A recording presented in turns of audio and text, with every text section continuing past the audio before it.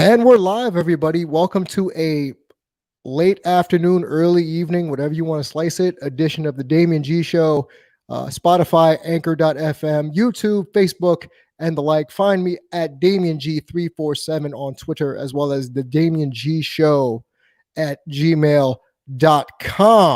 So earlier this week, I started to do more shows and topics revolving and regarding personal relationships and personal interactions. Go back and check that out.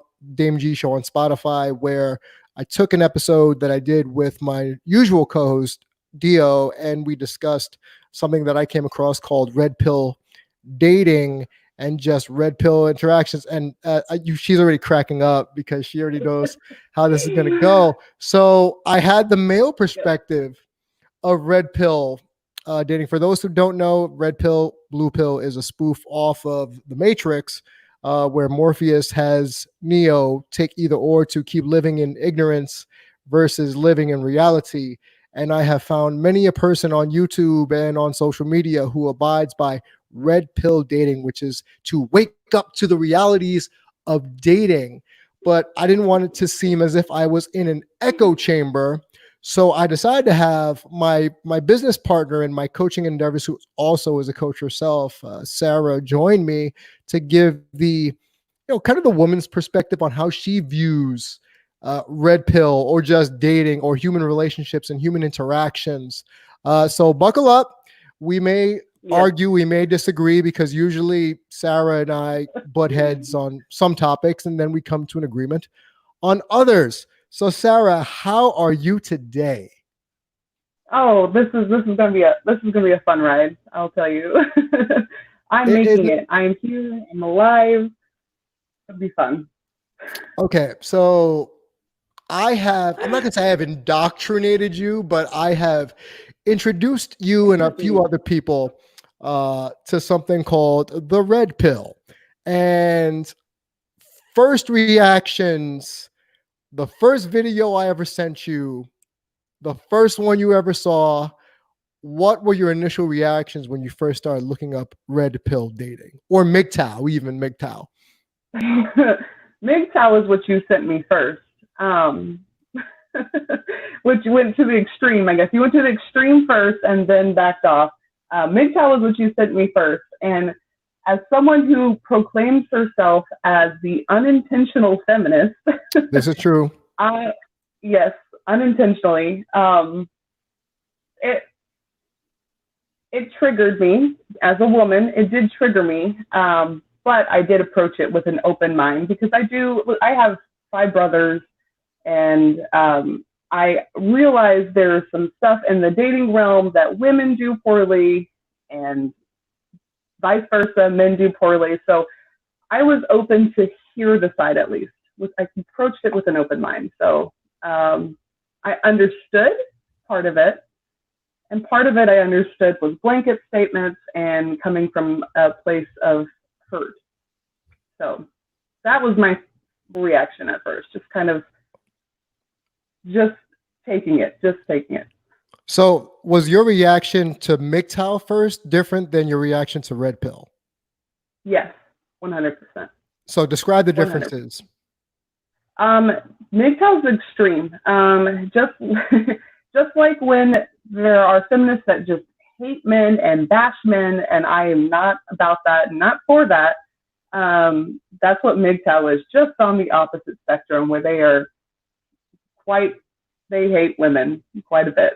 Red pill seemed a lot more, less women hating, a little bit. There were some points in dating, a little bit. There were some points in dating that I understood, and I could relate to personally with my interactions with women.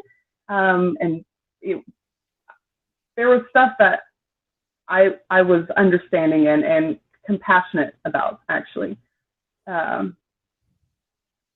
So MGTOW was just a little extreme for me.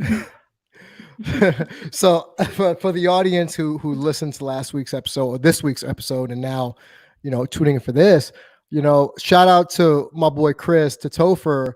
I remember the first day I even remotely told him about MGTOW, he immediately thought I was jumping off the bandwagon of life, pretty much. And essentially like, what the heck is wrong with you? Yada, yada, yada. So of course, you know me to be a rational fellow, right? You know me to be Yes. thought-provoking, conversational. But for my friends to essentially think I was going the complete opposite way, where I was going to be an incel, that's kind of funny. So when you and I have talked immensely about human relationships, not even just romantic, just the day-to-day interactions of humans, especially in the time in the life of COVID-19, and not cholera, unfortunately. But we have discovered that there is a lot of just preconceived hatred because of one or two interactions with someone, either A, that they've had a issue with in the past from a dating realm, or B, just aside from the typical I don't like you for whatever reason, just people hold on to these things. And like you said, the broad brush, the one size fits all kind of, just I'm going to describe you as such, and that's that, the blanket statements. So as a person like you who gets real fired up, let's be real here, because I've seen you get fired up to the point where you want to flip the table over. So give me, in no uncertain order, let me get your top 3 or 4 notations from all these deep dives that we've done on either MGTOW, red pill, human relationships or interactions, and the like. So I've been exploring this. What has it been? A month we've been talking about this now? At least. And it's, at least. And it's every single day in the back of my head. Not going to lie. Like, it's sitting, and I've just thought about it and dealt with it today. My biggest thing, what I'm realizing a lot about this is there are, again, it's easy to blanket statement because this is a lot of this stuff is coming from their own lens, their own journey, their own path, and their own people they have surrounded themselves with. Because a lot of it's been shocking to me, only because I have not surrounded myself with people this way. Okay. I have hangups. I have major hangups and hurt, but it comes from a different angle than theirs. So especially when it comes to women, I have my own personal hurts with women, and I can understand when we're just clearly not dating. I am a straight female, but I can understand red pill's issues with the dating games. I don't like the dating games. I don't like it when I see other women do it, and sometimes I don't like it when I've done it. The dating games are just, they're games. They're games for children, and they're playing an adult game. It's stupid. It's just, I took a deep dive today on dealing with my own personal hurts and issues, and it started all the way back from like 3rd grade. And that's when some of us are playing games like we did in 3rd grade while dating. And it is just a setup for unhealthy and toxic relationships. So I can appreciate Red Pill for stopping the bullshit on that, saying we're not playing these games. I have standards. So that has been a takeaway for me on that one. I am appreciative of that because I don't like the game. There are some, what is the list of 16 disqualifiers for women? Yeah. There is a YouTuber out there who has a book about 16 disqualifiers, or that let you know that they're not relationship material. So we went through that recently, yesterday actually. Yes, yesterday. And your reaction was what exactly? That right there, just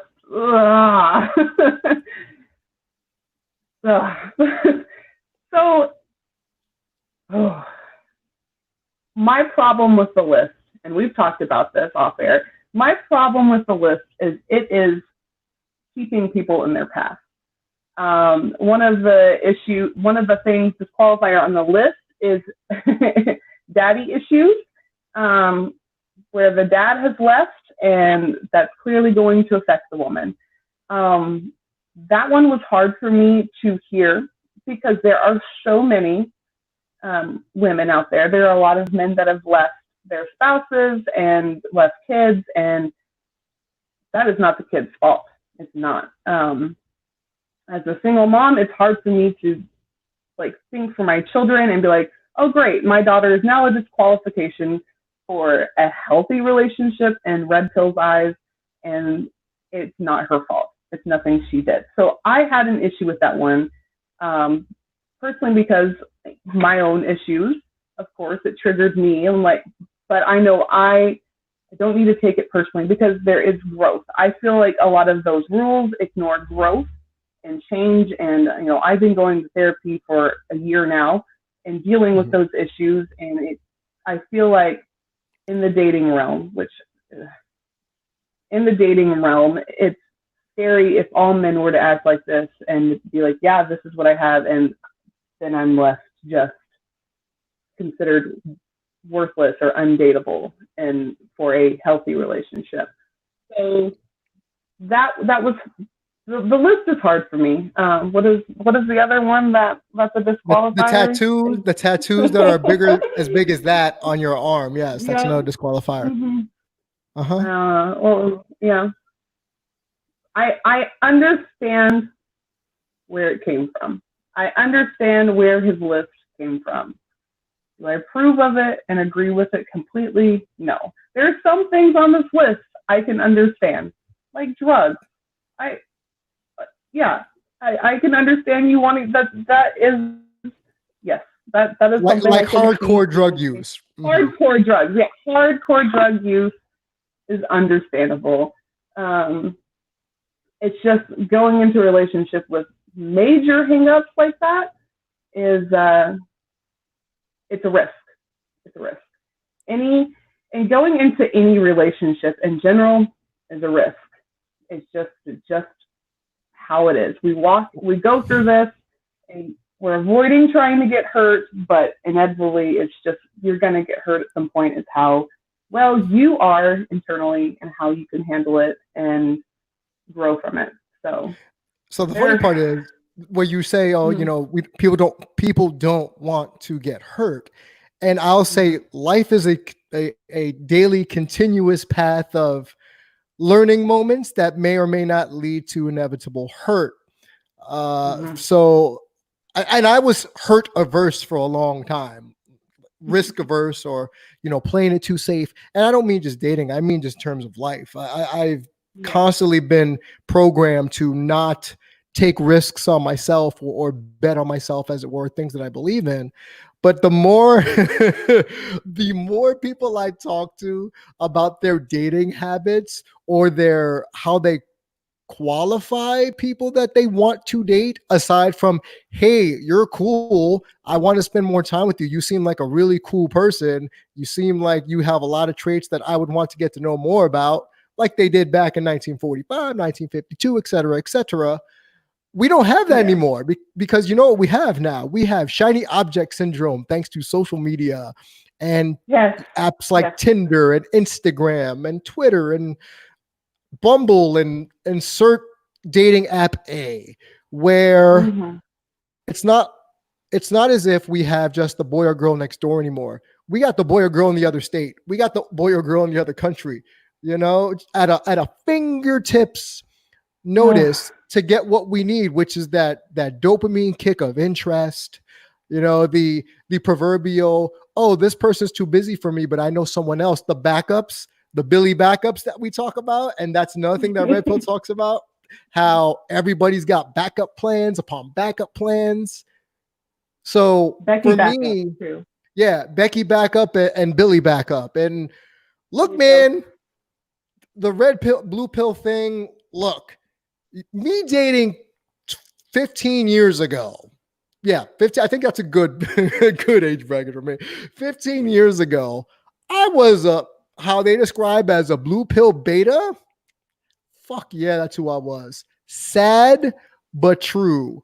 And by that, it's the nice guy syndrome, the I'm going to shower my potential partner with affection because that's what Disney movies and Hollywood and all this. Yep, see that eye roll? There you go. Yeah. That's what I have learned, Sure. and especially in my my culture, growing up with my family.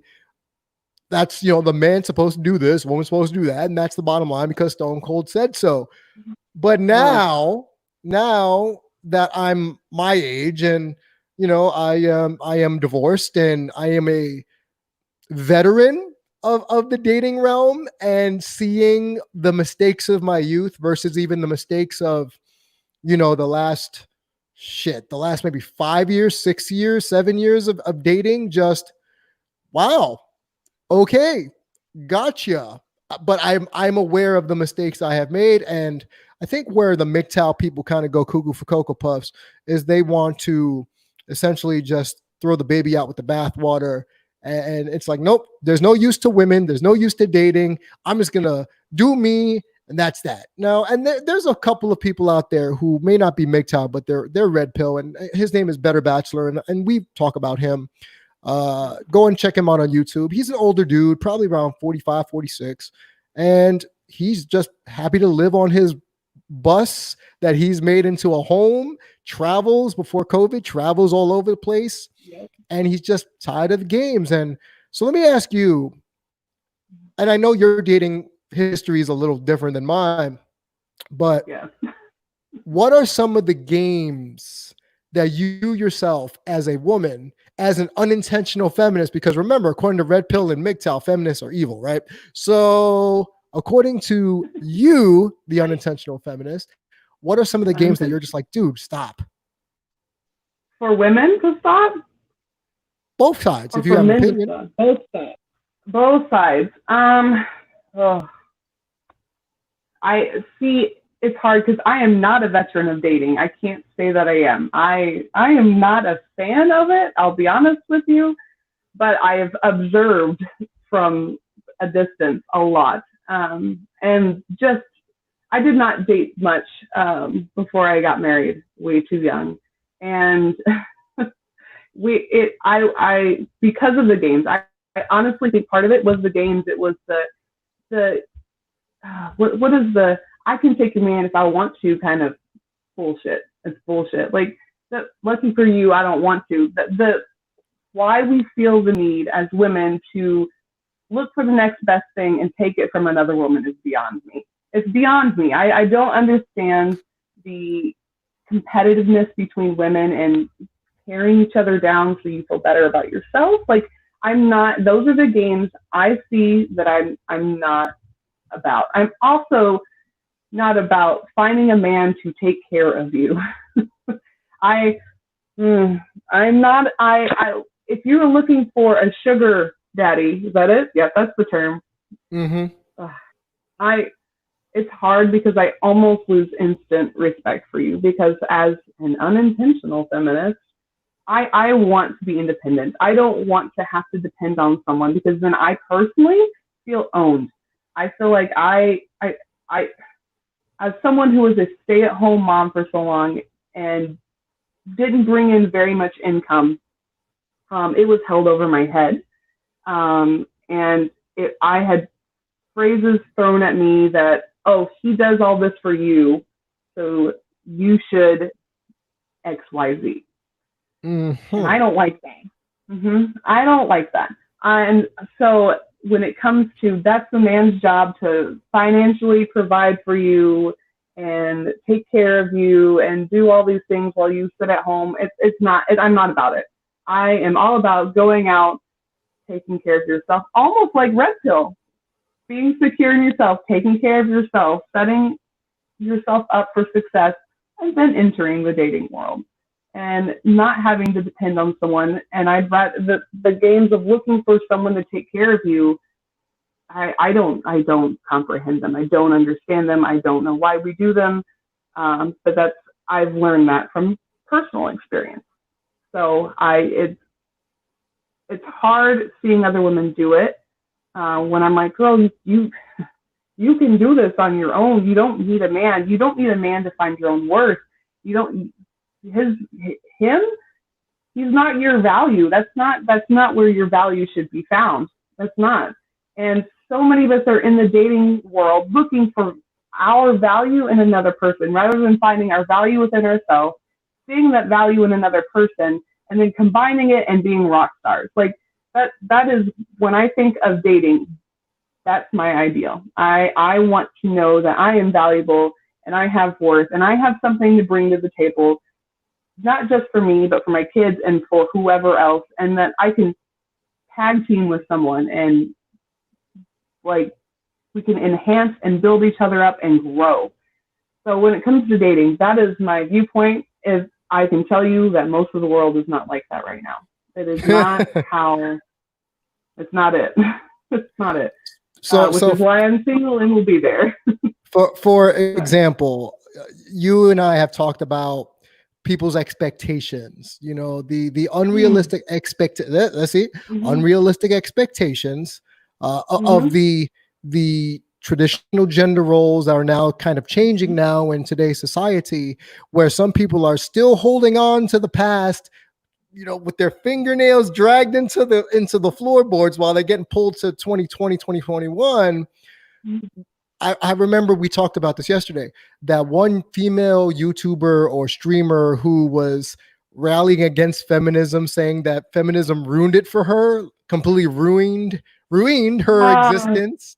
You know, it's like, no, now I can't get free shit because I'm a woman. Now, because of feminism, she's saying that she can't use her feminine wiles to, you know, to win the game, so to speak. And to that, you say what, Sarah? Listen, that's laziness. That's just laziness. Like the point in that, I understand you want to be taken care of and you want to be pampered and be a princess. Okay.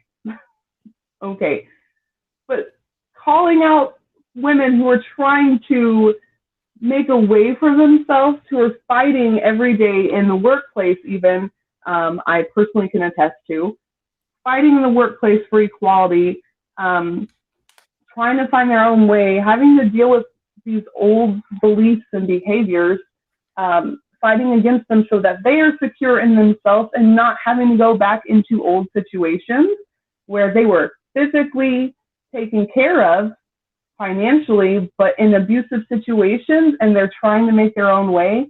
If you're telling other women that this is how it's supposed to be, that you have to have a man to take care of you, and that feminism has ruined that, it's just it counteracts. It's just not.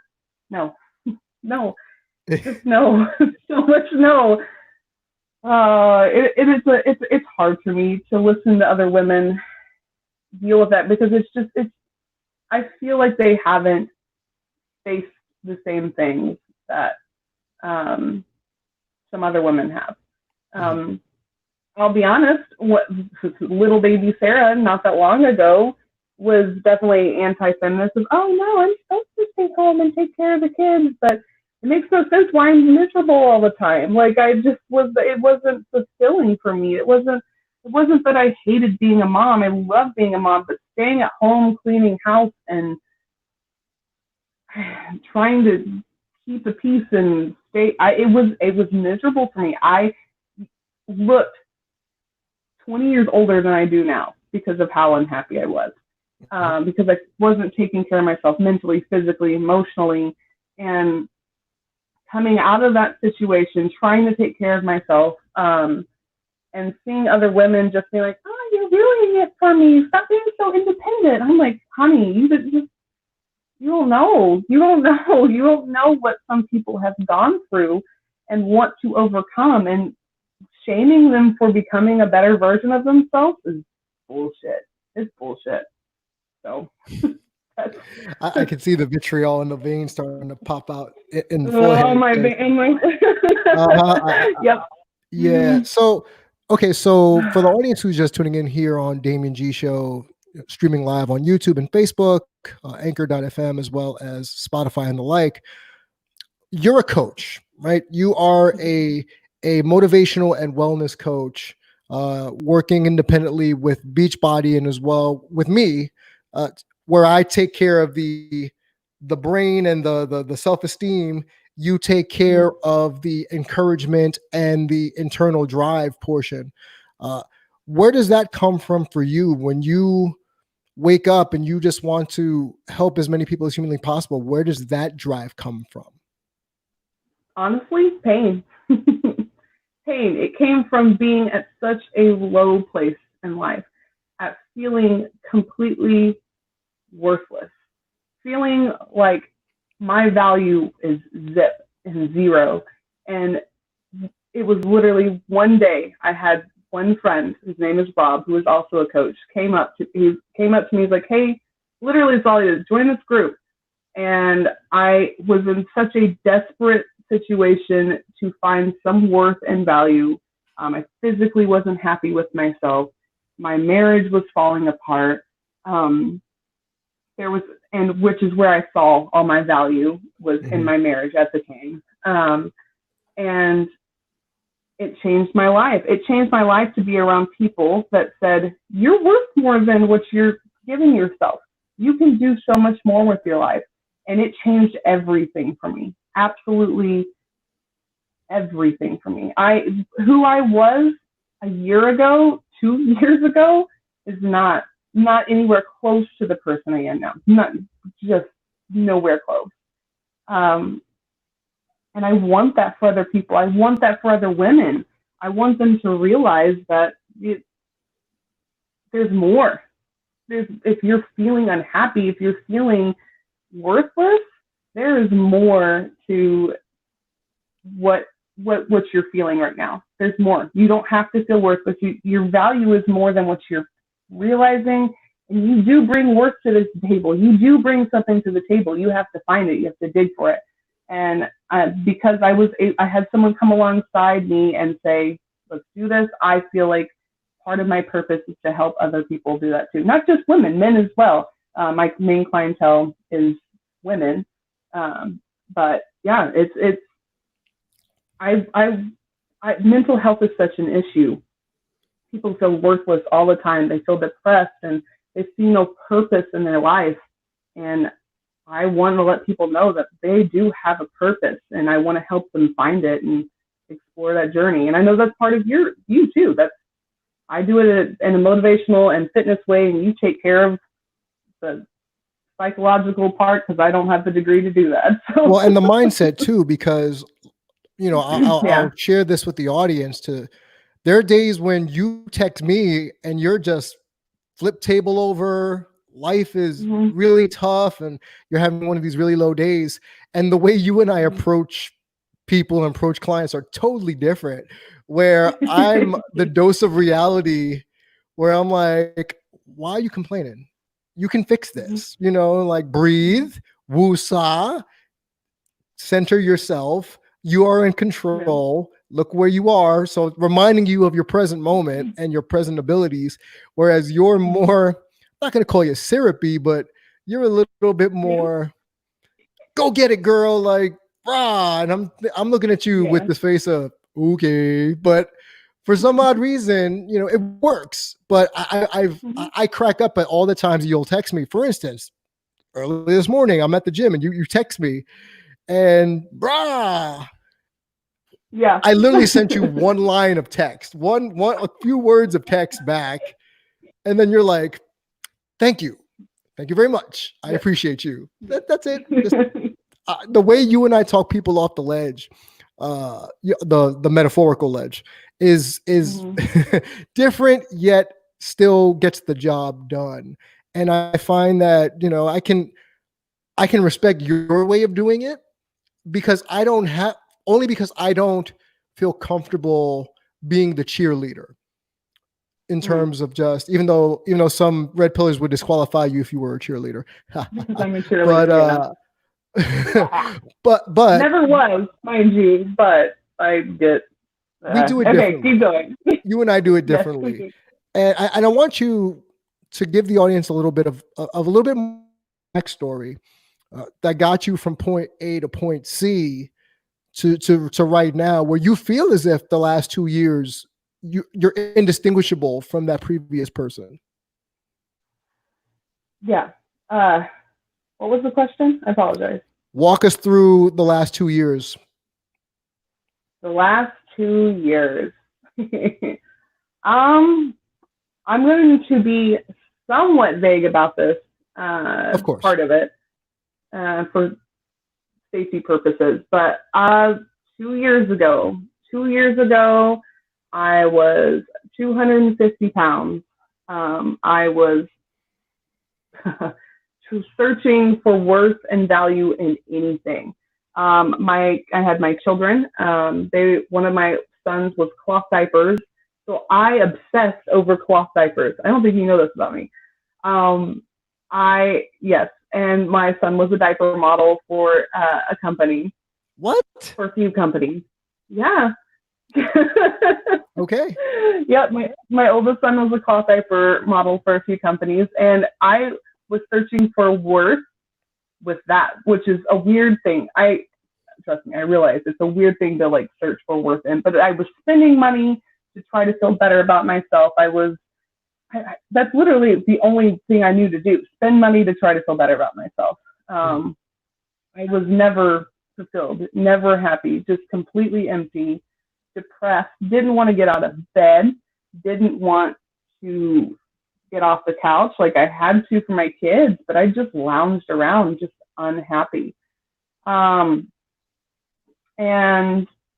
it was, the starting point was someone recommended, no, it was right after my last son was born. Someone got me involved in Mary Kay. Is what I was like, you know what, I need something for myself. Which is funny because I'm not a makeup person or a skincare person, but I was like, I need something for myself. This was a cheap way in, just do something and feel worth and value. And being around that mindset kind of started all of, all right, you're worth more than this, but I still was like missing something. So I started reading books. I read Rachel Hollis's book. Whatever you have to say about her, she is who she is, and her book did change my life. Girl, Wash Your Face. And I remember reading it thinking, there's more to life than what I'm doing right now. There's more. I'm just sitting at home hating myself, and I can be doing so much more. And it wasn't long after that I met Rob, and he brought me into the Beachbody realm and my fitness realm, and gave me, I'll never forget, he gave me 5 books to read. He's like, these are free books, just read them. And I finished all 5 within 3 days. I just absorbed everything. The Secret was one of them, which changed my life. The Compound Effect, I can't remember all of them. But I just absorbed everything I could because I was realizing I'd been so stagnant, and I was so hungry for growth and change. And it just the Compound Effect, it was one thing at a time, one day at a time. I started making changes. I'll never forget my first program I finished with Beachbody, 3 weeks, and it was 21-day fix, and I lost 15 pounds in 3 weeks. And my results were, seeing my results, I was like, I can do so much more with my life. I can actually do this. I can actually make a difference and change everything about myself. And I started to believe that just by doing small little things. Like, I can finish a book. Oh, and I can do a program. It's only a 3-week program, but I can finish it. And it had amazing results. And it just compounded like that. And then April of last year, I'll never forget, I told my husband, I was like, listen, I'm growing, I'm changing. I want you to come along with me. Let's do this. And things spiraled the opposite way for me. In December, my life fell apart, and me and my kids ended up homeless for a little bit. And which is when I met you, when I met Damian about homeless. And the growth part of that first year was what I needed to be able to face what was to come. when I say this year has been, I mean, it's been shitty for everyone.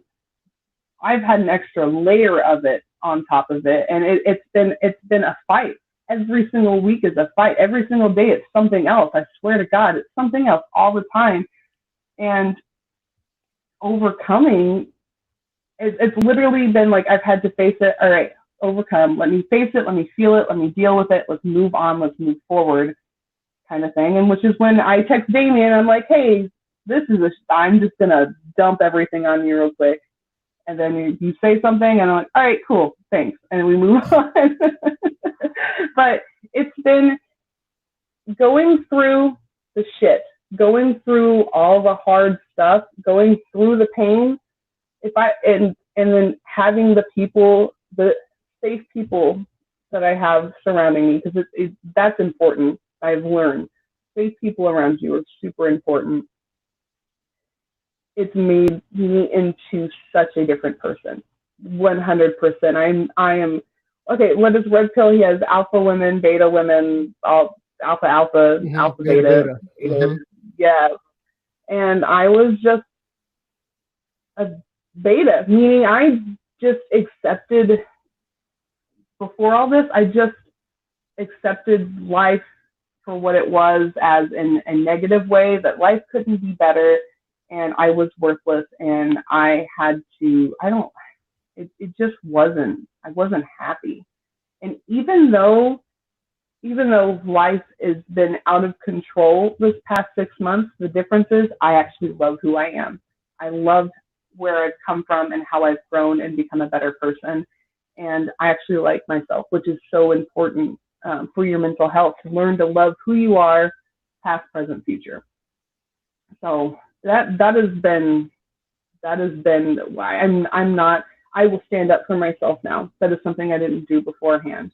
I don't let people walk all over me. I'm more patient when I'm not as reactive when someone comes up like, David, if you had shown me red pill 2 years ago, you would have hated me 2 years ago. I would have. You would have hated me 2 years ago. Like, it would have been not as reactive. I approach life with an open mind and realize there's more to this world than what I've experienced, that other people bring other things to the table that I can learn from and grow from. So it's been growth. So what do you say to, you're meeting with a client for the first time? Mm-hmm. They sound like, act like you 2 years ago. They're giving off all the indicators that it's you 2 years ago. So without using transference, what do you tell them? I recommend books to them, just like my coach did. I said, hey, read this book. It changed me. Maybe it can change you. That's my first step.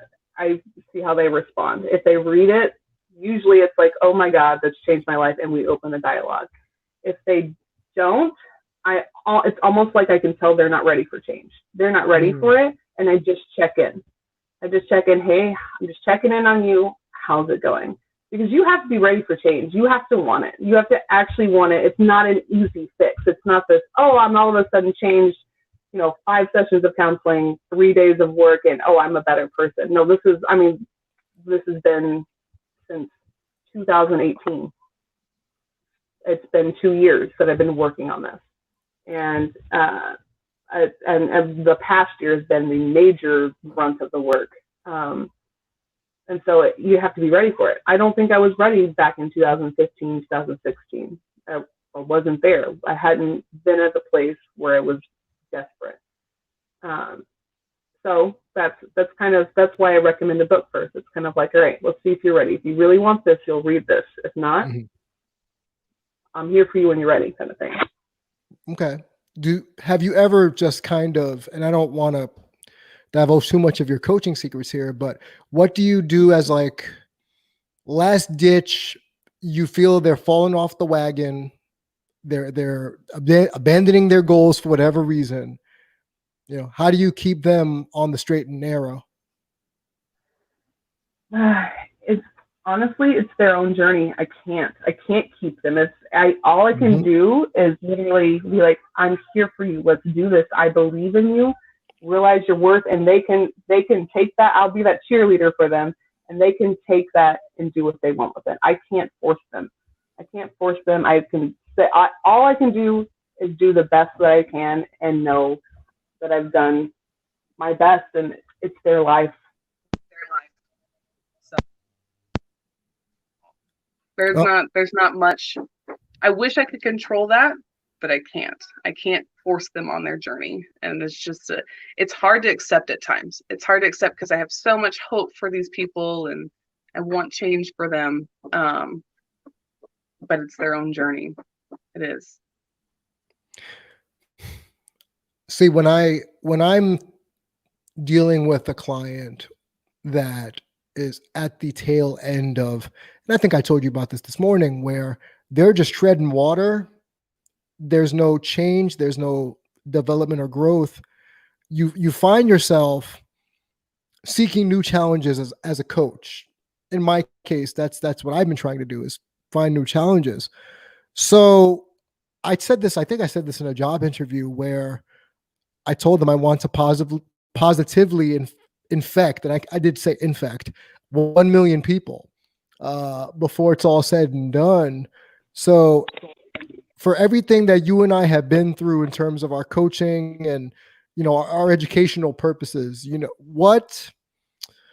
let me get like two things that keep you going aside from your kids, because I don't want you to pull your kids out as what keeps you going, because that's too easy. Give me two things that keeps you pushing forward when you hit that personal wall.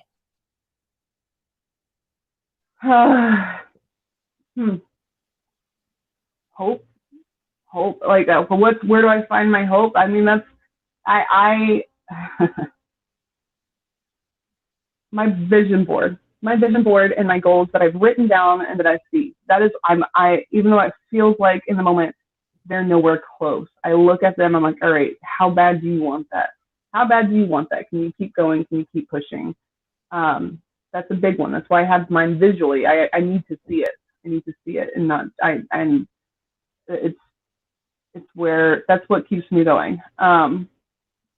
Also, the thing that helps me when I hit a wall, it's been a new thing I've kind of been exploring, is expressing myself and expressing that emotion in either music, art.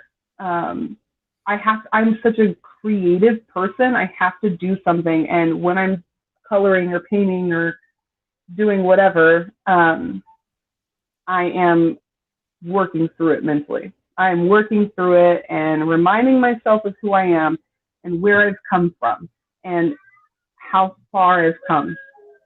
And my kids are fighting in the next room. How far that's come, and it keeps me going. It keeps me going. Know that that I've already come so far. Why quit now? So. Okay. And I know you probably have something going off on the right-hand side there with the kids and all. So I'm going to let you get out of here on this. Tell the audience, number one, what is something that you've taken from red pill dating culture that you've learned that you actually can sift through and say, okay, this is worthwhile? And number two, why should somebody hire you as a coach? Why should somebody hire me as a coach? Well, red pill. Sifting through it, the main thing that I appreciate about them, because there's the good and bad in everybody, and I will point out the good. The fact that they're taking care of themselves first. Like, it's a priority. They need to take care of themselves first before they can bring anyone else, and that they're finding value in themselves before they go find it in another person. That is my big number one thing that I appreciate and can relate with red pill. When it comes to why should they hire me as a coach? I'm the coach that will be there for you. I am the coach that you can call, text at any time when you are just down, and I will encourage the shit out of you. That's just, I do tend to cheerlead. It's unintentional, and it makes me realize how much I'm like my mother in this moment, but who was a cheerleader. But I will encourage you to the best of my abilities and help you kind of remember who you are and your worth, and that you are more than what you're feeling in this moment. Okay, I think that's a good one. We're going to talk about the fact that your mom was a cheerleader, so off air. That's an off air conversation. Yes. Because I have my own. We're going to talk about that off air. But where can people find you, Sarah? You can find me on Instagram and Facebook. My Facebook group is actually called Team Worth More. And then on Instagram I think it's Sarah Nikki M, which is SARAHNICKIM. And that is me on Instagram. Yeah.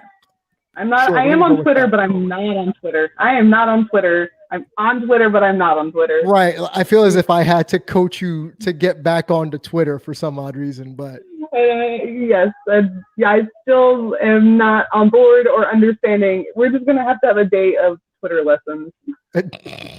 Twitterlessons.com. But I want to thank you for joining me. I know this was a little impromptu, and I know given to everything that happened in your life today, I figured, you know what, let me give you a bit of a sounding board. And number two, let's just kind of talk in this realm when we're so busy kind of trying to help other people, just be there to support one another as a team. And that's what you and I are in terms of our business. And I just want to say thank you for joining me. And as always, everybody, without you, there is no us. Find me at DamianG347 on Twitter.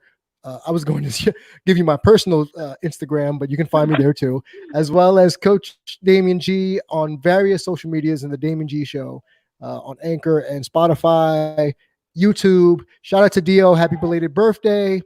Yes. You're the man. I never met you, Dio, but I adore you.